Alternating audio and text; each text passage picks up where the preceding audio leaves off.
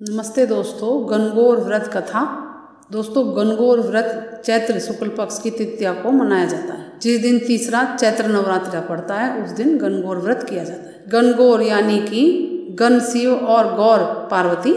वैसे तो इनकी पूजा धुलंडी यानी कि खेलने वाली होली के दिन से शुरू हो जाती है। जो कंवारी लड़कियां होती हैं वो करती हैं इस दिन से, और जिनकी शादी हुई हो, पहला साल हो, वो करती हैं। और जो शादीशुदा औरतें हैं वो चैत्र शुक्ल पक्ष की तृतीया को पूजा करती हैं, व्रत करती हैं। ये मुख्यतः राजस्थान का त्यौहार है, राजस्थान में मनाया जाता है, क्योंकि कहते हैं कि चैत्र कृष्ण पक्ष की तृतीया को गौरजा माता यानी गौर माता अपने मायके आती है एवं 8 दिन बाद उन्हें ईश्वर भगवान भोलेनाथ उन्हें लेवाने के लिए आते हैं। चैत्र शुक्ल पक्ष की तृतीया को उनकी विदाई होती है, इसलिए गणगौर की पूजा होली दहन के दूसरे दिन से शुरू हो जाती है। और इनकी पूजा बहुत सुबह सुबह ही नहा धो के की जाती है, बिना कुछ खाए पिए, हर रोज वाली। और तृतीया वाली थोड़ी देर से होती है। प्रातः काल पूजन के लिए दूब और फूल एकत्रित किए जाते हैं। दूब और फूल से गणगौर माता की पूजा की जाती है। पूजा के दौरान विभिन्न तरह के लोकगीत गाए जाते हैं। गणगौर पूजा में कुंवारी लड़कियां अपने मन चाहे वर्ग की प्राप्ति के लिए व्रत करती हैं और पूजा करती हैं, और विवाहित स्त्रियां अखंड सौभाग्य का वरदान पाने के लिए माता पार्वती से अखंड सौभाग्यवती होने का वरदान मांगती हैं। और चैत्र शुक्ल पक्ष तृतीया को किसी तालाब, नदी या पोखर पर जाकर गणगौर माता को पानी पिलाने की रस्म भी की जाती है। तृतीया को गुने और मिठाइयाँ घर में पकवान बनते हैं, और दोपहर के बाद गणगौर का विसर्जन कर दिया जाता है, और कहीं कहीं अगले दिन किया जाता है, जो कि हमने अपने वीडियो में बता रखा है पहले से। नवविवाहिता अपने पड़ोस की 16 या जितनी भी लड़कियां उनको एक एक सुपारी देकर गणगौर पूजन का निमंत्रण देती हैं। सभी मिलकर नवविवाहिता के घर आकर गणगौर पूजन करती हैं। और जिस दिन गणगौर होती है उस दिन सभी सुहागन स्त्रियां व्रत रखती हैं, पानी भी नहीं पीती हैं, पूजा करने के बाद ही कुछ भी खाती पीती हैं। और इसी दिन भगवान शंकर ने अपनी अर्धांगिनी पार्वती के तथा पार्वती ने तमाम स्त्रियों को सौभाग्य वर दिया था, इसलिए इनकी पूजा में सुहाग का सामान भी चढ़ाना चाहिए, जैसे चूड़ियाँ, चूड़ा, मेहंदी, काजल, धूप, दीप, नैवेद्य सब चढ़ाना चाहिए। सारी सुहाग की सामग्री चढ़ानी चाहिए, और गुना के साथ साथ जो भी पकवान बने उनका भोग भी जरूर लगाना चाहिए। ये व्रत रखने वाली स्त्रियों को गौरा पर चढ़े सिंदूर को अपनी मांग में लगाना चाहिए, इससे अखंड सौभाग्य की प्राप्ति होती है। गणगौर की कथा प्रारंभ। बोलो ईश्वर गणगौर की जय। एक समय महादेव जी ने पार्वती जी से कहा, हम देश पर्यटन को जाना चाहते हैं। पार्वती जी ने कहा, मैं भी आपके साथ चलूंगी। महादेव जी ने माता पार्वती को बहुत समझाया कि पर्यटन में बहुत परेशानी होगी, लेकिन पार्वती जी नहीं मानी। अतः महादेव जी माता पार्वती और नारद जी के साथ पर्यटन को यानी कि घूमने फिरने को चल पड़े। वे तीनों चलते चलते एक गांव में पहुंचे। उस दिन चैत्र शुक्ल पक्ष की तृतीया तिथि यानी कि तीज थी। जब गांव के लोगों को मालूम हुआ कि साक्षात शिव पार्वती वहां पधारे हैं, तब गांव की सभी स्त्रियां शिव पार्वती जी के लिए भोग बनाने में लग गई। परंतु जो छोटे कुल की स्त्रियां थी वह केवल हल्दी, चावल और पुष्प लेकर ही शिव पार्वती की पूजा के लिए पहुंच गई।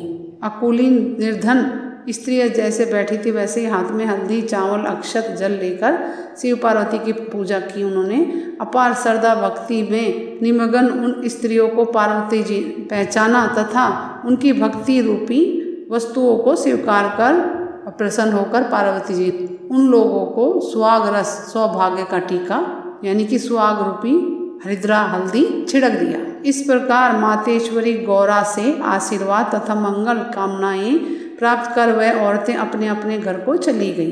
तत्पश्चात कुलवंत स्त्रियां 16 श्रृंगार 56 प्रकार के व्यंजन सोने की थाल में सजा कर आई। नाना प्रकार के व्यंजन, नैवेद्य और पूजन सामग्री के साथ शिव पार्वती की पूजा करने आई। तब भगवान शंकर ने शंका व्यक्तित करते हुए कहा कि हे पार्वती जी, तुमने तमाम सुहाग रस उन स्त्रियों को बांट दिया है, अब इनको क्या दोगी?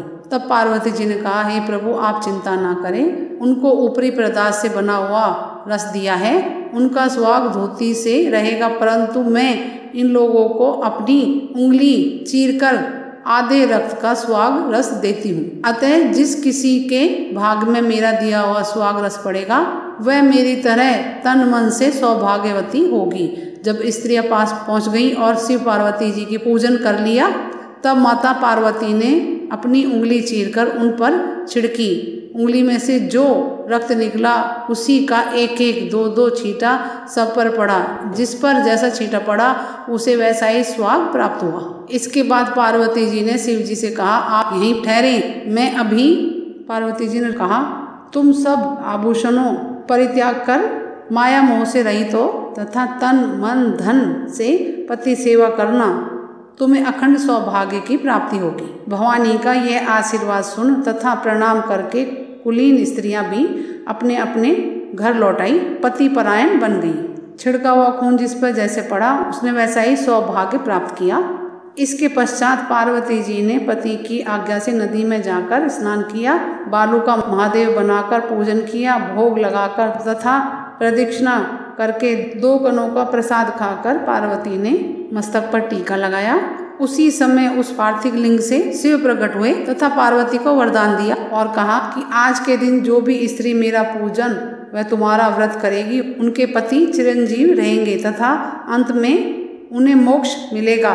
भगवान शिव यह वरदान देकर अंतर्ध्यान हो गए। तत्पश्चात पार्वती जी नदी तट से चलकर उस स्थान पर आई जहाँ पर पति देव तथा ऋषिवर नारद को छोड़कर गई थी।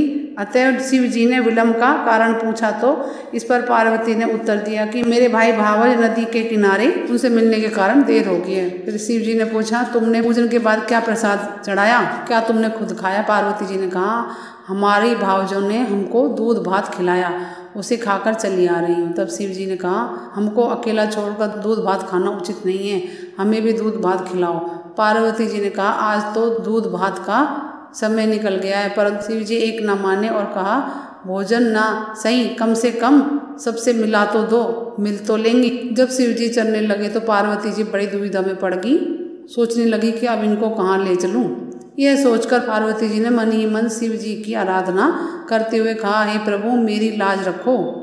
इसके बाद वह शिव जी और नारद जी के पीछे पीछे नदी की ओर चलने लगी। थोड़ी दूर पर जाने पर नदी किनारे एक सुंदर माया का महल दिखाई दिया। महल के अंदर जाने पर शिव जी के साले और सलेज पूरे परिवार के साथ मौजूद नजर आए। उन्होंने बहन बहनोई का बड़े प्रेम से स्वागत किया।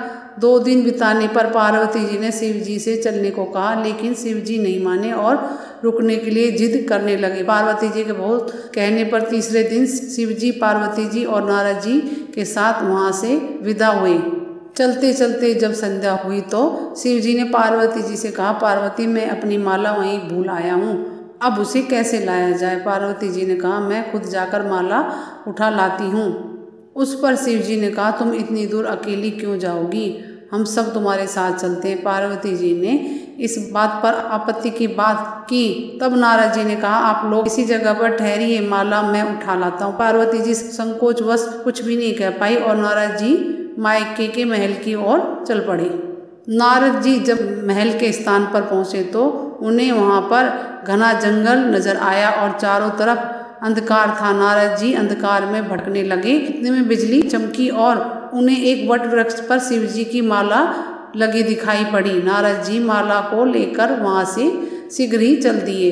शिव जी के पास पहुंचकर माला देते हुए, धन्य हो प्रभु और धन्य हो गौरी माई, वहाँ न कोई महल है न कोई मनुष्य, गहन वन है, एक वृक्ष पर आपकी माला टंगी थी।